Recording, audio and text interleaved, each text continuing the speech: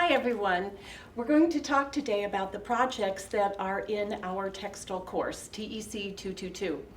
It was really fun to meet you in our first live online class, and those of you that are going to watch this at a different time for our pure online class know that I'm thinking of you too during this interesting time with teaching online.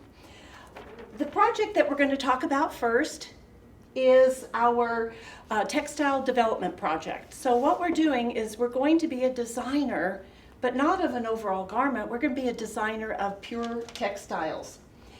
In the project recipe card that I've given you online, I talk about giving your project a theme. And this is one of the best. It was from a student about 10 years ago. She's actually gone on to design. She works for Polo in New York. And I'm really excited because even here at Mesa, you could see her budding in her understanding of textiles and thematic labeling. Your job is to create something of textile design. Now, I'm a merchandising major, not a textile or a fashion design major, but we all have it inside of us to create. And this is fun because students tell me that in doing this project, they really do see that they have an artistic side to them. The first thing I ask you to do is create a theme or a title for what you're going to be designing. Now, this may not come to you until after you've completely done your fabric, but don't worry about it because you will start to see a theme emerge.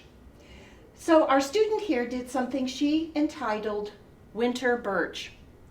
She created a fabric, not a flat piece of woven fabric, but she actually knew how to knit, and she created a knitted fabric. When I see the term winter birch, it does make me think of something that looks like this variegated black and white. So her theme literally touched exactly what she was creating.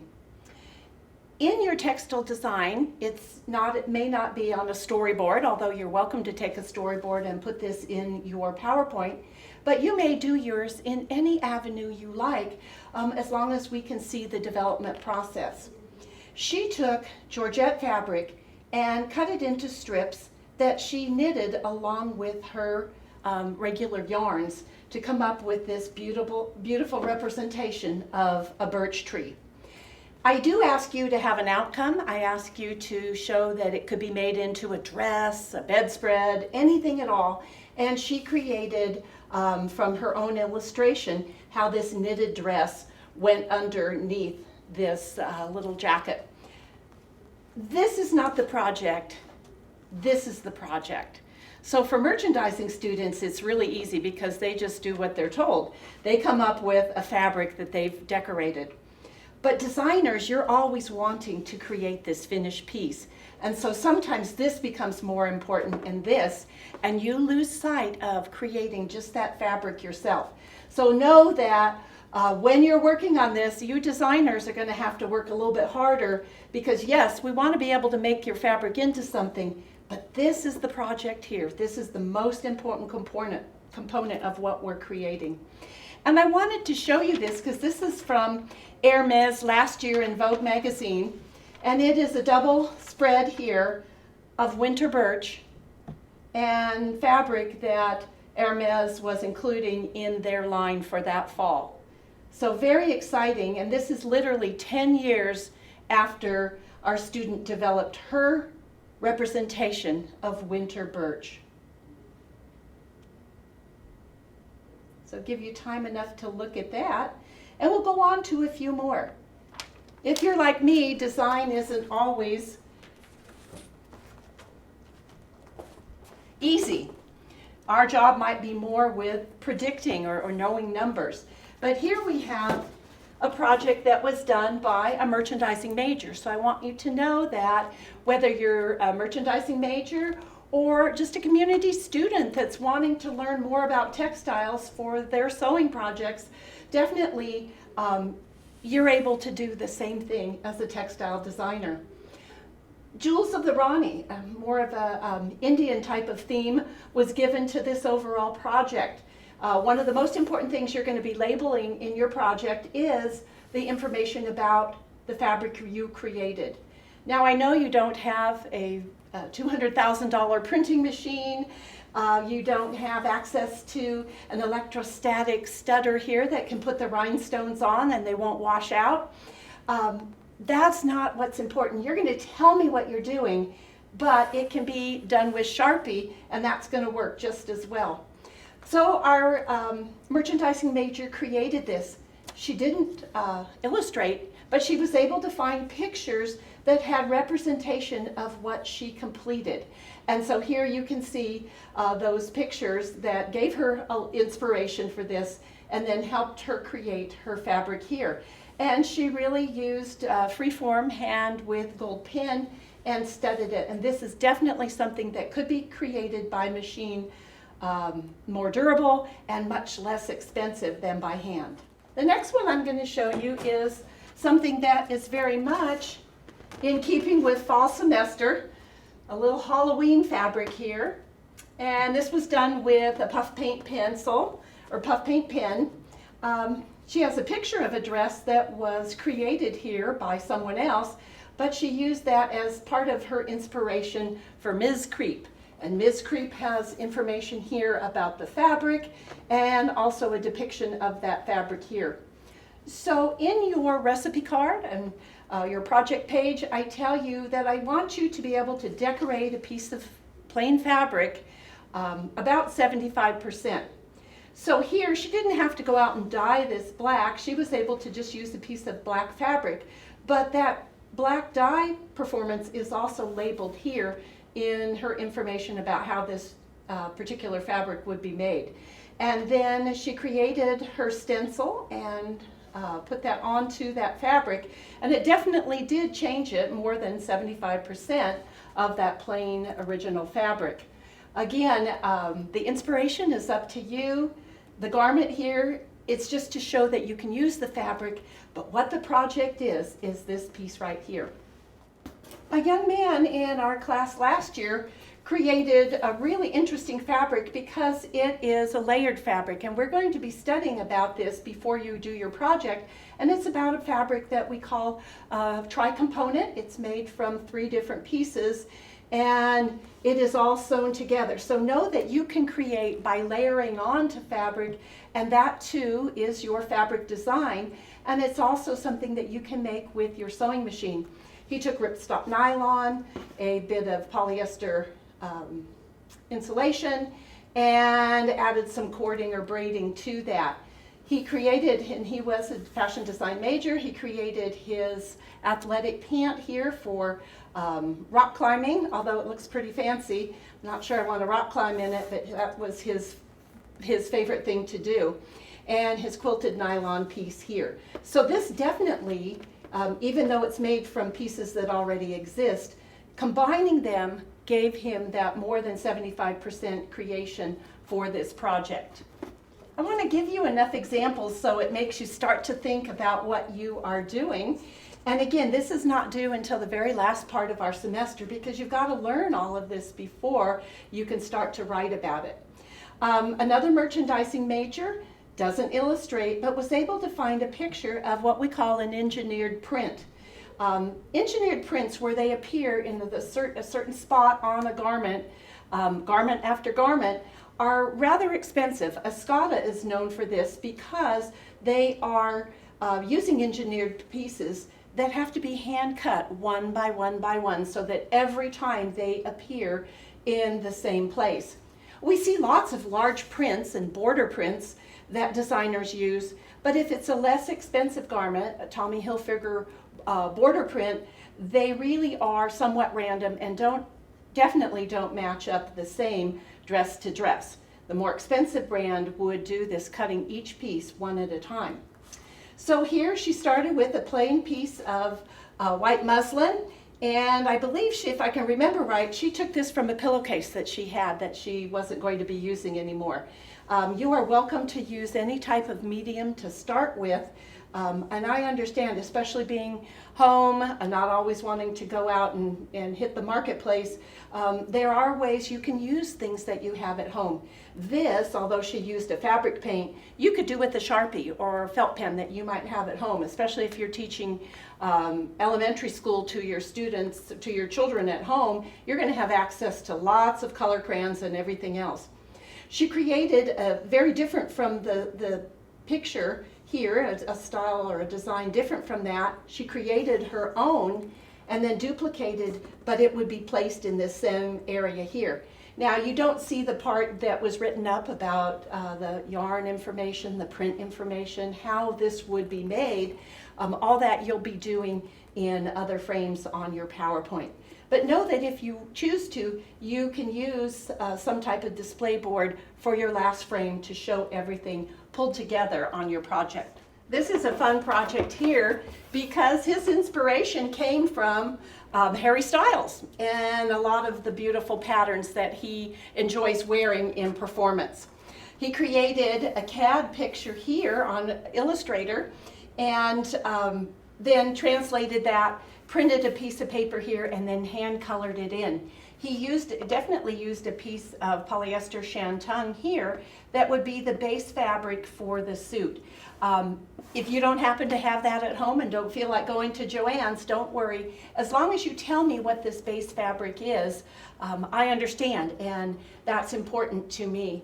He had some of his information listed here.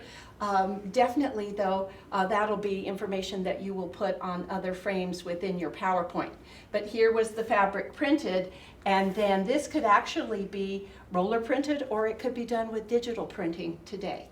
I like showing this project because our student was taking draping along with textiles. And she was an artist. She created this hand-painted fabric here. She actually did some re-embroidery here with beading. And her basic fabric here, her artwork here, or the design that she created.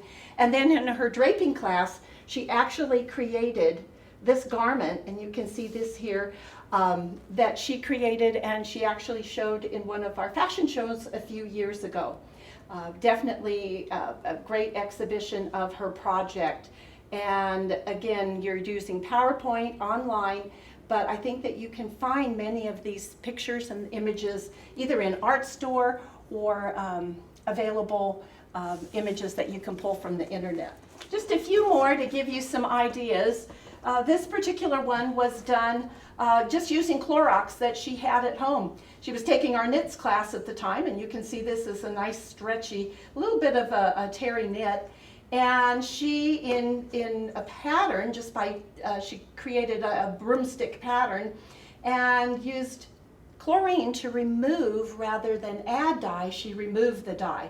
And so it was kind of fun. She gave us a look of what that dress might be like, all of the information, and they're really a before and after. And you are welcome to do this. I love creativity. No two projects are alike, and anything you do, I know it's going to be great because we're here in textiles wanting to learn, and textile design is a really important position within our world of fashion. Here we go. This one is really fun. See if I can open this up. This student, and we hear a lot of talk about sustainability. We found out that we really only need 3 outfits and a washing machine, and we don't really need a closet anymore. And so we look at this. This is something she was thinking about, using sustainable dyes, and then garments that could even be recycled by just dyeing them in a new year, creating a new costume. Here she used red onion, avocado, and eucalyptus leaves. So in some cases she boiled them, some that she just made a paste and let them sit in there and then washed the material. But this really beautiful, subtle coloration that came from those natural dyes is something that very much the textile industry is looking at, because many of our chemical dyes are highly toxic. And as we look at industry coming back to the United States, we have laws that guard against a lot of this chemical use, and we're going to have to find new ways to create beauty and make it safe. I'm showing all these because depending on what you have at home, you want to use things that you have access to, especially during this time. And I hope we can see this here. It's a very tiny drawing by our student, but she was a merchandising major and she didn't even have a sewing machine. She didn't know how to sew. And as she said when she left the textile class, she knew so much more than when she started, and that always really makes me feel good because textiles are a part of everyone's life every day. So she created this little Nefertiti dress, kind of owning back to her study of historic costume. And again, she didn't have access to fabric, but she did have some scarves. And I think someday when I retire, I'm going to use this as a scarf. But she took an overall scarf, just a solid color, and she created a stencil with a piece of lace that one of the students in class gave her. She laid it over the turquoise fabric and had some gold spray paint and spray painted it. Well, in the industry, we're not going to use spray paint, but we definitely could do this same function in a more mechanical industrial method. And in a sense, she created two fabrics. So here she has the lace, here she has a stencil pattern on a solid fabric, and we literally could do this with a very inexpensive roller print. Digital printing today is still expensive, so roller print would be that of choice because of the cost involved with digital printing. But we also could develop this by taking a picture of it and putting that into a digital printer and coming out with this same fabric. So this was quite creative, and she started with just two pieces that she had been given and came up with a creative style. Just two more here I'm going to show you. And this is just a piece of fabric that this one of our young men left behind, and I'm really excited that he did because someday I might try to copy this. He actually had a small company where he made kind of a Hawaiian shirt type body for men or women and created fabric sewn from all kinds of things that he would buy at Goodwill. And he would just cut them into random shapes. And if you can see here, he didn't know how to do much sewing. He had his mother making the shirts, but he would do the fabric in creative ways, having a base fabric. So here's our base fabric here, and you can't see the bobbin thread is purple there, so it doesn't show through. But on the front, he had all of this zigzag, and you don't really have to know how to sew, just how to move your machine and your needle, and he created these fabrics. Now, Arizona in the summer, this might not be something we choose because it is very thick. This is a very thick fabric. But he actually was selling these for around $150 a few years ago on different sites. Poshmark, I think, was one of them. And he could sell everything he could make, or mom could make. But that is something that you could create with your sewing machine. And then finally, I don't know how many of you have a loom at home, but one of our students was a fiber arts major at ASU, and she had a tabletop loom. And she truly created her own woven fabric. You can see that night skies was her theme, and definitely gives you the impression of an evening. She showed a picture of her yarns, and she also had all of her yarn information. So it's really easy if you have that yarn information to write about it. If you don't, you'll be using your notes and your text and your swatch kit to give you the information here to be able to write about your project. But she included some flats here that she had learned to draw in our CAD class, and this fabric and the weight of this fabric would be appropriate for making a jacket. It's heavy, but it is also very much in keeping with a Chanel or a Dior jacket. So this was made at home on a hand loom, if any of you have those. So this kind of brings us to the end of our project exhibition here, but know that it's artistic and every one of you are going to be different in the project that you do, and I know that they are going to be excellent, and maybe someday I'll be able to show yours. Thank you.